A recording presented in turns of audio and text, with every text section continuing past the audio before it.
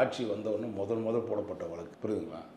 அங்கே என்ன சொல்கிறாங்க, நம்மளை அசிங்கப்படுத்துறதுக்கு பேப்பரில் போட்டு அசிங்கப்படுத்துவாங்க. அடுத்ததான் நான் சொல்ல ஒரு விஷயம், இப்போ இன்னொரு விஷயம் போட்டிருந்தாங்க, டிஜிபியோட ஒரு அக்யூஸ்ட் வந்து குடிக்கிறாரு, இப்போ இருக்கிற டிஜிபி சந்தீப் ராய் ரத்தரோட குடிக்கிறாரு.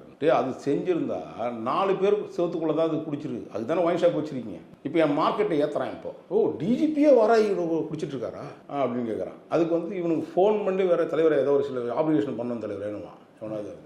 இப்போ என் மார்க்கெட்டை ஏற்றி விடுறது யார்? இவனுக்கு தான். ஆனால் நமக்கு அவருக்கும் எந்த விதமான சம்மந்தமும் இல்லை. ஆனால் இன்றைக்கி இவனுங்க ஏற்றி விடுறது நமக்கு ஒரு பெரிய டெவலப்மெண்ட்டாக தான் இருக்குது. நம்ம 4 பேர் வந்து ஆஹா இவர் சரக்கு அடிக்கிறதே டிஜிபியோட தான் சரக்கு அடிப்பார்ப்பா அப்படின்னு.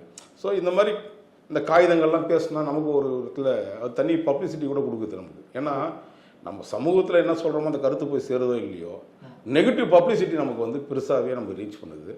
இதெல்லாம் புறக்கணிச்சுட்டு போயிட்டே இருப்போம். அடுத்தது இருக்குது, சமூகத்துடைய பிரச்சனையை கையில் எடுப்போம். இந்த சமுதாயத்துக்கு தேவையான பிரச்சனைகளை வலியுறுத்தும் அரசாங்கத்தின் வந்து அந்த ஆட்சி நல்ல ஆட்சியாக அமையணுன்றதை நம்ம நினைக்கிறோம்.